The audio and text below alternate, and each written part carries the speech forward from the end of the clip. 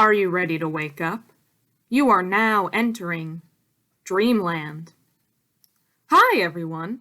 Welcome to Now Entering Dreamland, a podcast about dreams, sleep, and everything in between.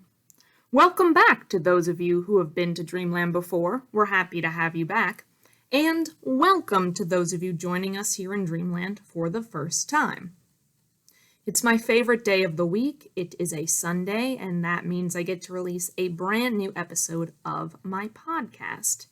And today is a very special day in Now Entering Dreamland because it is a day I get to release an interview-style episode, which are my favorite types of episodes to release. Today, I am releasing an episode with an interview that I did with my friend Katie Watkins. Katie is a comedian and improviser based in Washington, D.C., and Katie is so funny, probably one of the funniest people that I know. I was really excited when Katie said that she wanted to help with my podcast, and when I started talking to her, I actually realized that she's the first person that I've interviewed for this podcast that also experiences sleep paralysis. So it was astounding to me because in all these episodes, I hadn't ever met anyone else. We talk about sleep paralysis, sleepwalking, and we also talk about sleep apnea. We had a really good conversation, and I'm excited to debut it here. So without further ado, an interview with Katie Watkins.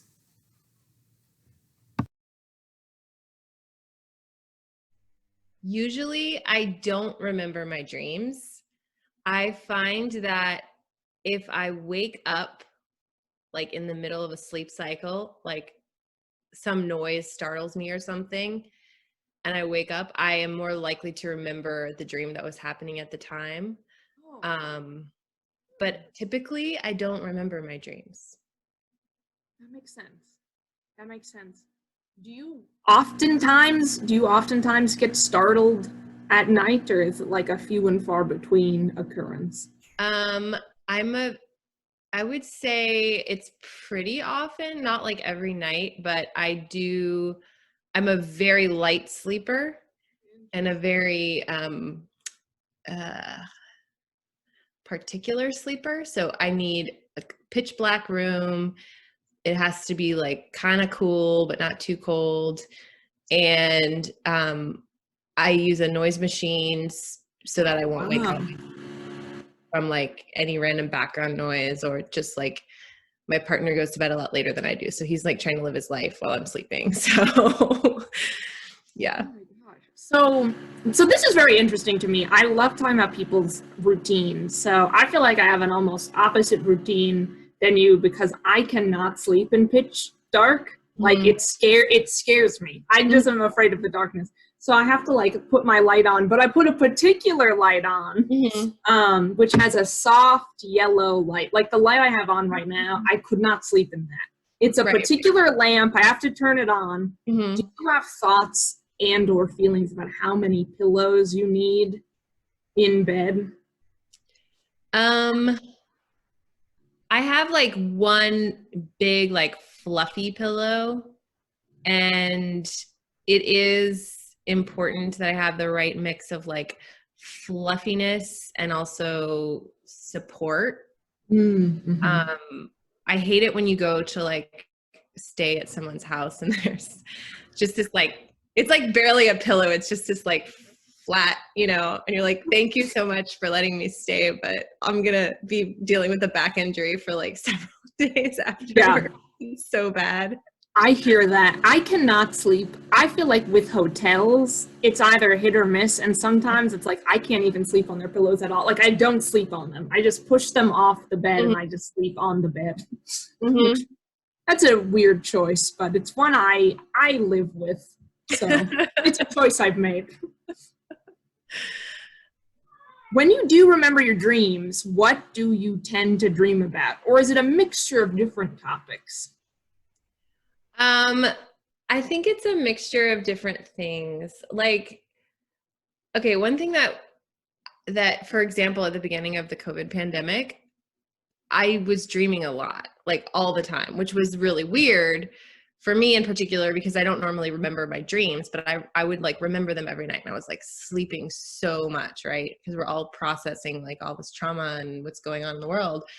And I just remembered having a lot of dreams about like being in my childhood home and like being in and like being in places that seemed, as I was reflecting on the dreams, I thought, oh, this is like a safety dream. Like I felt like I was in my childhood home, or like my best friend's home from childhood. Yeah. Who, like her parents were kind of like my parents, or just like I was like looking for places that felt like safe and secure during this time. And that's kind of how I interpreted it, at least. Um, yeah, but my dreams are so, I mean, I so rarely remember them that I can't even say there's like a common theme, right? Right, right. I really, really like though that you were having dreams about like safe places. That sounds actually really, really nice. And Mm-hmm. I think I've been doing a lot of just thinking about what do dreams mean and what their purpose is in our minds. And of course, there really isn't a clear answer, but I have read a lot in terms of people are like, don't even look at symbols, think about how the dream makes you feel. Right. And I'm like, that's interesting. But other people are like, no, symbols all the way. It's all about symbols in your dreams. So I don't know. But either way, that it sounds like those are nice dreams that you were having. Yeah, I think that's a really good point you brought up too, because I think for me, I'm more likely to remember a dream based on a feeling. And that's also how I am with my memories too. Like, I don't think I have the greatest memory in general, but there are some memories I have that are just so vivid, and they're always associated with like a strong feeling, you know, and it Yes, from like very young age, and I just have such a vivid memory, but it's because I have a strong feeling associated with it. So pretty exactly. cool. No, our brains are just they're wacky. Wacky, but they work. They do what they're supposed to do. I was having early in actually as recently as 2 months ago, but especially very early on into the COVID crisis here in America. I was having these dreams where I had gotten COVID and I couldn't breathe. And then Mm, I would wake up and I would gasp for breath. I don't know what I was doing, but I sometimes I want to shake myself because I'm like, come on, like why am I having this dream? Like putting myself into this situation. It was so frustrating. that's really scary. And then when you're dreaming, does it feel like it's real, or do you know it's a dream? Because I feel like some people can tell when they're having a dream. They're like, I know this is a dream, so I'm not as scared. And some people, it feels real. It feels very real to the point where I would wake up after these dreams and I'd be like choking basically because I would gasp for breath and then that would make me start choking. And then I would say to myself, like, do I have COVID? And then I had to I had to get myself back to reality. It was almost like when I woke up, I wasn't processing reality as reality. I couldn't Mm-hmm. tell the difference between the dream and that I was actually in bed. It was very weird. I had never really experienced that before. Um, so I've experienced something kind of related in that I I realized at some point, like later in life, that I have sleep apnea if I sleep on my back, Oh, okay. and I also have sleep paralysis. Two very different things. I don't know if you've talked a lot about those yet or not, um, but and I don't know which of these is related to this thing that I'm about to say, but I once was like having a dream that um there was like a person standing over my bed choking me. It was terrifying, right? Like someone had gotten into my apartment and they were like standing over my bed just like choking me, and I felt this like pressure on my neck. And I remember learning later that that's actually, it could be associated with like having sleep apnea, because you're like kind of struggling to breathe and you might feel pressure there. And then also, but I also couldn't move because sleep paralysis, you're like completely, or at least somewhat alert, not completely alert because I thought there was a man in my room who wasn't there, but you are alert enough to realize that you can't move anything and you're completely paralyzed. So super terrifying. Can I just say, I'm really glad we're talking about, not that I'm glad that you're experiencing these things, but I definitely want to talk to you about sleep apnea because you're the first person that I've spoken to on this podcast that has talked about it. But I also have sleep paralysis, and you're also the first other person besides myself who has mentioned it. I've never talked to anyone else who's had it. I haven't. Oh my God. I'm sorry because it's awful. I haven't had it in a while. It's been like, I think I had like a very short episode like in the last couple of weeks that I remember. But in general, it doesn't happen as often anymore. And I think it's just because there's nothing to do because of COVID, I'm sleeping, like I'm getting like my full 8 or 8.5 hours of sleep every night, and I'm getting better sleep. And I think it's more related to like sleep deprivation, or it tends to come on more with sleep deprivation. I don't know if that's been your experience too. Oh, wow. That's actually, I want to start thinking about that because I don't know, but I would not be surprised at all if I got it because of sleep deprivation, because oftentimes I don't treat myself very well in terms of I don't usually get the necessary amount of sleep needed to sustain my life.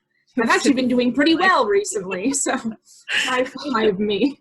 But the last time I got it was around Thanksgiving, and I know that because I was watching a movie on my couch one night, and then it was a Netflix movie, and then I said to myself, you know what? It was only I had off during Thanksgiving. It was like the weekend after Thanksgiving. And I said, you know what? It's late, but it's not too late. Like, I'm just going to watch another movie. And then I think I fell asleep during that movie on my couch. And I woke up and I thought that there was a portal in my, like, I tend to hallucinate.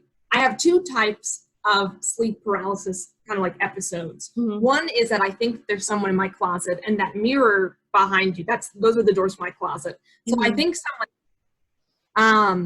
and then the other one is that I see either insects or like things crawling on my wall, and I'm afraid they're going to touch me, but I can't move. So I'm just sitting there lying there rather, just saying like, oh my God, they're going to touch me. And I get freaked out. Have you ever heard a sound, like a kind of grinding sound? Okay. Because the sound, it happened to me, I think, when I was younger, before I really knew, like I knew this was happening to me, but I didn't know what it was called. I didn't know it was like a thing, right? And I had this professor in college who randomly started talking about sleep paralysis, and I was like, holy shit, that's the thing that happens to me. I didn't know there was a term for it. But when I was younger, sometimes it would also have there would be this like weird kind of like loud grinding noise in my ears, but it was in my brain because it wasn't external, right? So yeah, super weird, and probably one of the scariest things to experience. Do you have any strategies when you're going through it? Do you have any like ways to calm yourself, because you know you're going to get out of it and it's temporary? But I'm just curious. I try to focus all my energy into moving my hand or finding a way to move my hand, because I don't know if this is your experience, but I know if I move my hand, then the rest of my body will remember how to move. Okay. So I'm like, let's just move a little bit. It takes a while. That's good. I've never tried that, but next time I'll think of you and I'll start trying to move my hand. It can get really frustrating though, because I'm just like, move, and it won't. Normally I'm like, because I think it normally happens when either you're falling asleep or waking up, right? So either one, I think for me, it probably happens a little bit more when I'm falling asleep, but I try to just be like, this is temporary. It's okay. You've gotten through this before. Because otherwise it's terrifying, and it feels like it's a really long time, and maybe it's like 5 seconds, but it feels like eternity, right? Yes, same with me. It feels like it's like a half hour, maybe an hour, but I know in reality it's probably only 2 minutes at most, but it just feels so long. I remember once it happened to me when I was falling asleep. And the only reason I know is because I was starting to fall asleep and I was like, you know what? I want to switch positions in bed, and I couldn't do it because my body was temporarily paralyzed, and I was like, oh boo, and then I just fell asleep anyway. And I mean, it didn't amount to anything, but it was just like 30 seconds of I think it's happening, and then I fell asleep. It's good that you don't panic. It sounds like you don't panic. You're just kind of like, I'm frustrated at this point. Most of the time, especially when I wake up, I really want to use the bathroom. And I'm just like, let's just go. Come on, body, you got this. And it will not move. It's so annoying. But, oh my gosh. Yeah, you're the only other person I've spoken to that has experienced this. Yeah, it's bizarre. I think I've experienced like almost every sleep disorder that I can think of, that I've heard of. Like sleep apnea, sleep paralysis. As a kid, I was a sleepwalker, like all the time. Were you too? Yes, I still am to this day. Oh my gosh. Yeah. So maybe they're related. I mean, it's a sample size of 2 humans, but maybe these disorders are related. I think we're going to some type of science-based breakthrough here. Do you do anything when you're sleepwalking, or? I do random things, like I'll try to reorganize things, and once I once made a hot dog and ate it, and I was so frustrated because I was saving that hot dog for the next day, and then I woke up and I was like, I know I just ate that hot dog, and then I looked and I ate it. I must have really wanted it. That's funny. Well, maybe you didn't get enough for dinner and you were hungry. Yeah, I think that was it. Like I was like, I'm saving that hot dog for tomorrow, and my body was like, no, we're getting it right now. Stop denying yourself. Yeah, I don't know. It's crazy. It's crazy. Do you do anything when you sleepwalk, or when you were a child? Did you do anything? Yeah, I mean, I used to scare the shit out of my brother all the time. Oh, really? I mean, we lived in a pretty small house, and he would usually be up reading like really late, like flashlight under the covers style, you know, and then he would just see this like person walk down the hallway like by his room, and I mean he at some point was kind of used to it, but I think at one point I scared him. And there was one time that I went and like turned on the TV, but it was like the static, you know. Oh my gosh. And I was just watching it, and my brother came in and he started talking to me to be like, you know, Katie, you got to go back to bed. You know, you're sleepwalking. And I was like, shh, I'm trying to watch my show. And it was just static, which that part freaked me out. But I do remember like, you know, walking around, and my dad also was kind of a night owl. And so sometimes I would like stumble upon wherever my dad was like on the computer or whatever. And then he would wake me up and like tell me to go back to sleep. And I would never remember the sleepwalking. I would just remember the moment when I was woken up, and then like, yes, me too. Me too. And it would always be so weird because I would always come to when I would be being led back to bed. I'd be like, why am I standing in the hallway? What's going on? It's so disorienting. It's like you go to bed in your bedroom and then you wake up in like the kitchen or something. It's like, what's happening? I would say it was always when I feel like when I was younger, when I was sleepwalking, I would always wake my parents up, and they you know, they would ask me, they were like, Stacy, what are you doing? And I'd be like, we're late. I had a fear of being late, I guess, because I'd always say we're late. And my parents were like, no, Stacy, it's 2 a.m. We're not late. But it would like not compute. But I remember when they asked my pediatrician about it, this was years ago. I must have been 14 or 15 at the time. And they were like, what's going on with this? My pediatrician, I guess to try to assuage their fears, was like, don't worry about it. I once had a patient that when they were sleepwalking, they would get into their car and drive it places. And like, so at least, and she was like, at least she's not doing that. That's not cool. But it's not helpful. Like, that's actually terrifying that there was a sleep. Like, so somewhere, somewhere there might be a person just driving their car while sleepwalking. Yeah. I mean, I've heard stories like that when people are under the influence of certain sleep aids and stuff like that. I've never heard of somebody actually sleepwalking and doing that. And maybe that's just, I feel like I was told the thing that was actually, I don't know if it was a pediatrician or I like looked into it myself or what, but I just remember knowing at some point that you're not going to do anything sleepwalking that you wouldn't do normally. So, Yes. I remember in like high school or college, friends kind of teasing me, oh, I hope you don't like murder somebody in your sleep, And I would Yeah. be like, no, it's not possible. You won't do anything when you're sleepwalking that you wouldn't do when you're awake. So it's not possible. But I don't know. It might have just been something I told myself, I've heard that too. I have heard that, and I think who knows, but Yeah. so far I've really only eaten hot dogs and Yeah. tried to reorganize. So Right. I feel like I also my MO was either like creepily watching TV or just like standing somewhere in the room. Like I think in college my roommate once caught me just like standing near the dresser in the night, which must have been terrifying for her, but I was just like standing up asleep.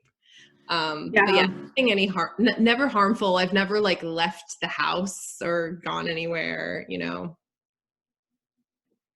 which is good. 2 years ago I actually left my apartment and I woke up because we have an elevator in my building that makes a pretty loud dinging sound when it gets to the floor and the Mhm. doors open. And the ding is actually what woke me up. Oh wow. And I woke up, I was in the hallway and I was wearing like a tank top and basketball shorts, which is like kind of how I go to bed. And I was like, gosh, I didn't even have shoes. Like I had nothing. I had no wallet, identification. I didn't have my keys. So there was a moment where I was like, will I be able to get back into my home? I left my door unlocked, thank God. Smart. It was very smart of me in my sleep-induced state to be like, we're just going to leave the door open. But I'm so curious, like where you were going. Like, were you just going to the mailroom, or like what was the plan? If you didn't wake up from the ding, where were you going to end up? I know. It would have been so funny slash terrifying, but funny now if I would have been like, and then I was at the bus station. Like, who knows where I wanted to go? I had no money, but I was trying to get somewhere. If you're ever like on a trip with someone for the first time or sharing a room or something for the first time, do you feel like you have to give people this like summary of things that could happen? Are you like, okay, I sleepwalk, I talk in my sleep? One thing that I tell Nick is like, my partner, if you see me sleeping on my back, tell me to turn over, because if I'm on my back, I'm more likely to have sleep apnea. So I've like trained myself to sleep on my side or my stomach. And like, I just feel like there's this whole list of things. And like, especially for people who you haven't shared a space with before, it can be a little daunting because they're like, who is this person? And what were you saying in your sleep last night? And why were you walking around? Yes, it's so true. Like I felt like I put my college roommates through so much, but I told them all, I was like, hello, like you should know, like I'll probably be walking around at some point. And they're like, oh, okay, no big deal. But then of course, like when it started happening more and more, I had one roommate that really wanted to get to the bottom of it. So while I was sleepwalking, she'd be like, Stacy, what are you trying to accomplish? And then my other roommates would be like, just tell her to go to bed. Like, she'll listen to you. But So no, she was really trying to get to the bottom of it. Did not find anything out, but definitely every time I spend time with a new person, I'm just like, you should know that something weird might happen. And this is just part of the zany adventure of my life. right. This is part of the deal. Yeah. You want to share an Airbnb with me on a trip? You're going to have to know a few things about me. Exactly. Oh my gosh. Ah. Okay, so sleepwalking, sleep paralysis, sleep apnea. Tell me about sleep apnea because admittedly I don't know too much about it. So this was a crazy thing because I don't know how long I've had it. I mean, I could have had it for a very long time, but I just found out I had it, I think, in the last maybe 5 to 7 years or so. basically somebody told me I sounded like I was choking in the night. And I was like, oh, that's interesting because I also feel really tired all of the time. And then I started looking into it more and I was like, oh, that makes a lot of sense. And so, I mean, there have been other episodes where someone said like you were gasping for air, you know, and you sounded like you were kind of like gurgling or kind of like choking. I talked to I have a friend she's a pediatrician, but I ask her for medical advice all the time.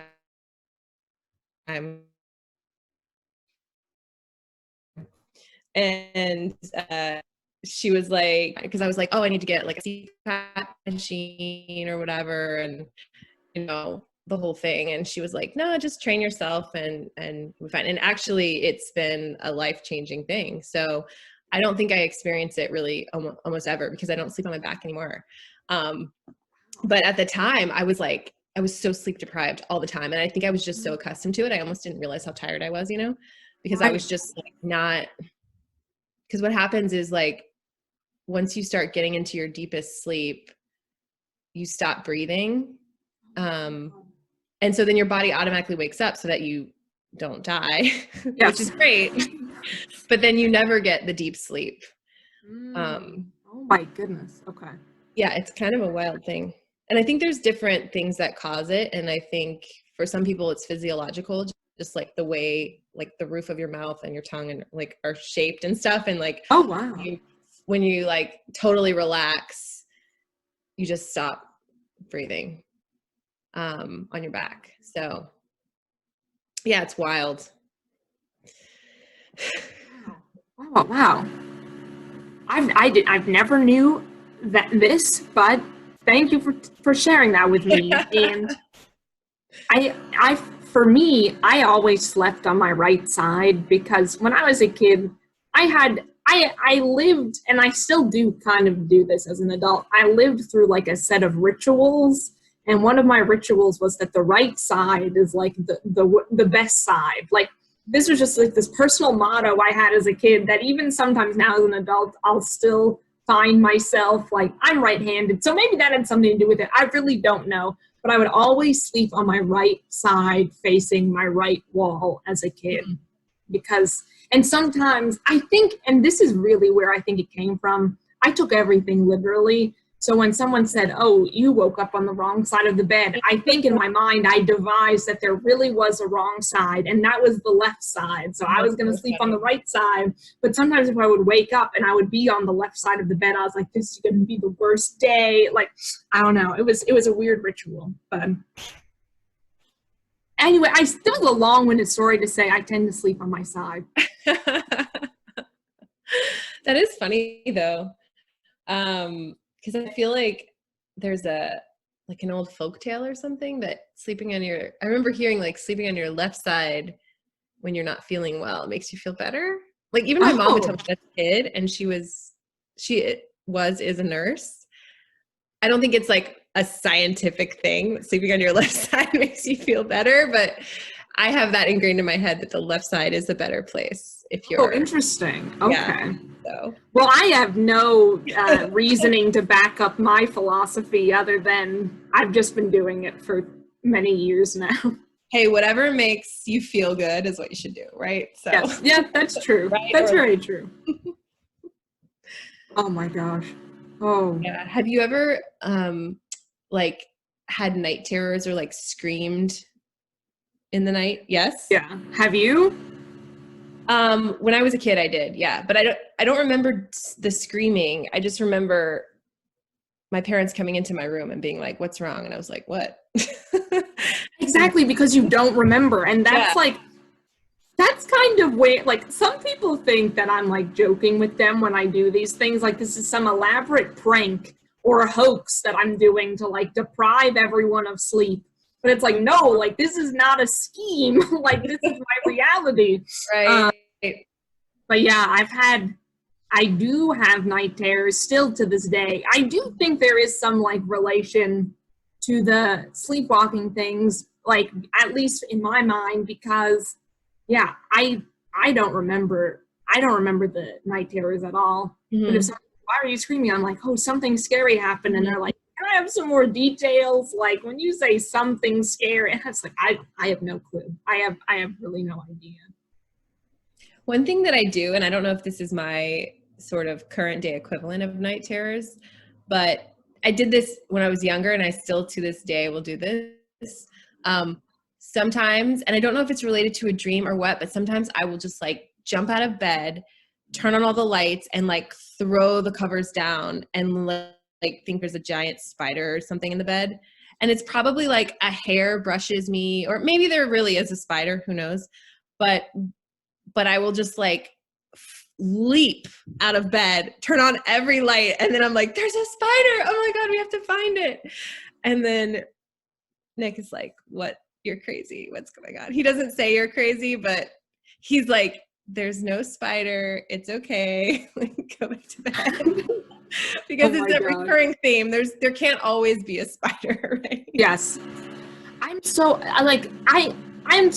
so thrilled we're having this conversation because that happens to me. I don't want to say all the time, but that does happen to me pretty frequently, to the point where it's like it's aggravating, and like I have two things about this that I really want to say, and I don't know what order to go in. So I'll just go in this order that I'm about to say, which is there was this one time that I always fear that a spider is going to fall on my face, like just land on my face in the night. And there was this one night that I woke up and it was like, I had my light on, but you know, it was still pretty dark, and I thought that like a spider had fallen on me. So I like hit my face basically with my hand, and then I like put my hand on my pillow, and then I was like, there's a big spider underneath my hand. And then I was like, wait, I was like, I don't want to move my hand because what if the spider isn't dead? And it like I was having this huge like conundrum about what to do. And then finally I lifted my hand and there was no spider. It was like all this elaborate like hallucination that I had. Wild what our hallucinations can do. I know, right? The second thing I wanted to say about spiders is I was talking to one of my friends who knows a little bit about like symbols in dreams. And she indicated to me that something she read was that spiders in dreams, or like part of your dream, mean like it is related to your like quest for independence, because like spiders like weave their own web and are very like independent and unique creatures, and like so in your mind it's like related to independence. And like when I heard that, I was like, wow, that really recontextualizes like a lot of these weird nighttime spider fantasies I have, because like maybe my brain is trying to tell me something about like my quest for independence, or I really don't know, but interesting stuff. So interesting. Yeah. And I will say, of all the times I've jumped out of bed and pulled down the covers, I've never seen a bug. Ever. Same. Knock on wood. At the time, you know, I would swear there's a bug, right? And it's like the biggest deal, right? Yeah. Did you ever see, there was a viral video years ago, like this might have been, it's not the first viral video, but it might have been one of the first few viral videos, but like basically this man who's wearing a sweater has this like big bowl in his hands, and there's this big spider like on his ceiling, and he's trying to like put the bowl on the spider, and then the spider like lunges at him, and then he's like, and like he tries, and then that's when the video cuts out. So I don't know what happens. We don't know what happens. No. Oh my God. Oh, it's scary. Terrifying. That's terrifying. And I don't know if it was a prank or a real spider, like what it was, but man, it's a good video. I still think about it to this day. Oh my God, yeah, that's so creepy. I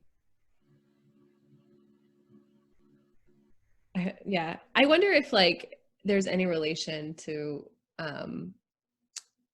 you know, like panicking in the night about there being a spider, or even any of these other things that we're talking about, and like being really stressed out, you know. And I've never thought of it before, like oh, did this happen because I was feeling stressed out or whatever? Like in the moment, I just, I just go back to bed, right? And everything's fine. But I wonder why we're like panicking about imaginary spiders.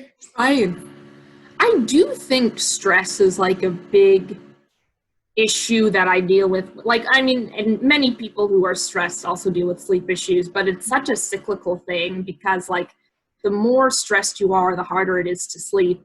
And then the Yeah. less sleep you get, the more stressed you are. So it Mhm. really is this, like, ongoing conundrum of, like, I don't want to say there's not an answer, but the answer is not as clear as I would like it to be. Yeah.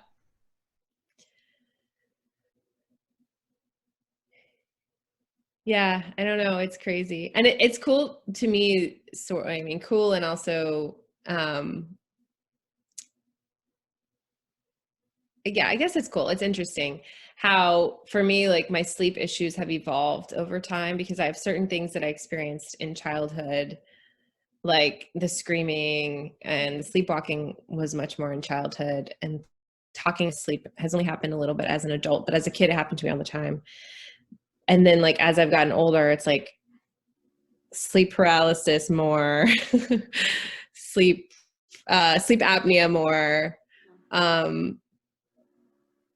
Yeah, it's just interesting seeing how things kind of like evolve. And like, I'm still a really bad sleeper, but in different ways, and I don't know if it's like related to certain things or if it's just like genetic, or because like I know people who can sleep through anything. Like they just go to sleep and then they're just a log, and then they wake up in 8 hours and like nothing happens.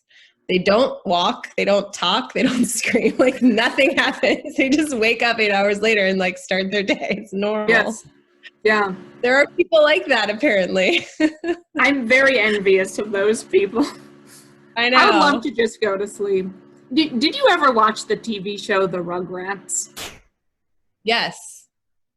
There was like this one joke during one, I think it actually might have been the first movie that they did, but basically the main grandpa in that show always was sleeping. And then the mom in the show was like, "Why did you leave the children with your father? He slept through Pearl Harbor." And I was like, you know what? There are people like that, though, that just can, like, sleep and nothing disturbs them. And I'm like, what an interesting, both, like, time period related. I don't know. It was a good joke. Rugrats had advanced humor. That was a great show. Yeah. I really liked Tommy. Tommy was the main character, right? Yep, Tommy. There was Chucky had hair. Yeah.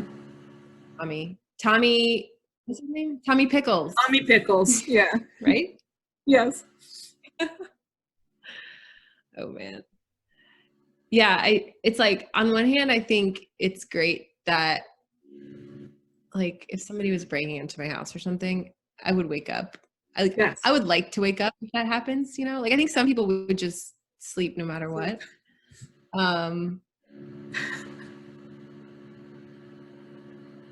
Just yeah. A sound machine.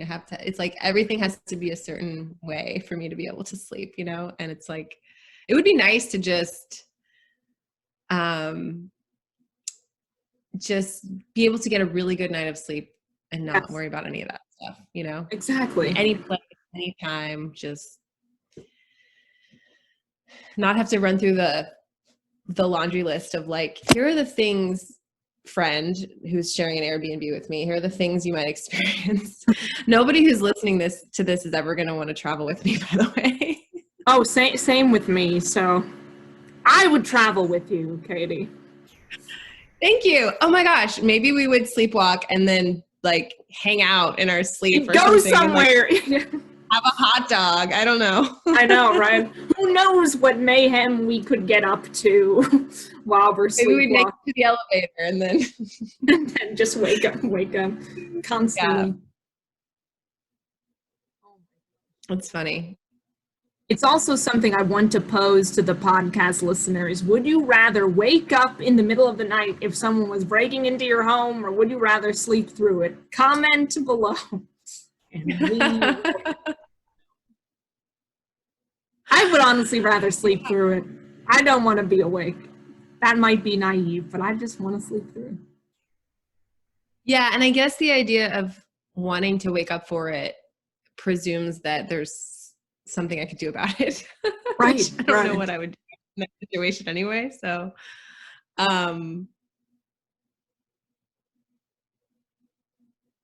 yeah, I think I'd want to wake up, or like there's a fire, right, or something like. Mm-hmm. I like to know that I could wake up in an emergency situation. I just feel like my body thinks there are too many emergencies. Oh, same with like, me. Imaginary emergencies. Yeah. Oh my God. Oh. Katie, do you have final thoughts about sleep or dreams or anything of the sort? This is kind of off topic from what we've been discussing so far, but one thing that's really interesting that I learned in the past couple years is that we process our trauma in our REM cycle. And so I actually, I learned this from my therapist. And so it's in your REM cycle that you do a lot of the trauma processing, and like sometimes in therapy, they try to mimic that process, the REM cycle process with like EMDR and stuff in order to help you process trauma more quickly. And so I just thought that was really cool because I think that I had never learned before that that is how our brain like processes traumas in REM sleep. So I thought that was really cool. That is actually, that's really interesting, and I want to do more like reading about that just because I know.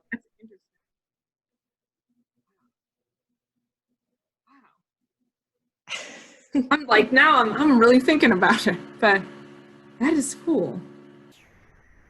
Yeah, I know. And there's definitely a lot more we could probably do a whole nother podcast talking about just that, right? Yes. Oh, maybe that should be the next topic that we just dovetail into, like how your brain processes. Insert topic here. That would be interesting. I would listen to that podcast. Yeah. Right.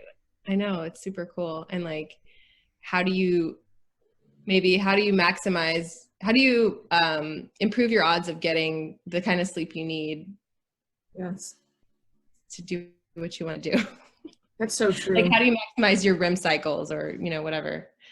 I would love to learn more about that, just because I know I don't get enough sleep and I need to do something to help myself. Yeah. I mean, I think it's like, I don't think anyone gets enough sleep. No, I don't think they do. High quality sleep. Yeah. And like you said, I mean, the more stressed you are, the less you sleep, the less you sleep, then the more stressed you are. And it just becomes a cycle, but it's such a cycle. And it has such a huge impact in our lives, right? It's an understatement, but. And there you have it. That is it for the latest episode in the Now Entering Dreamland podcast.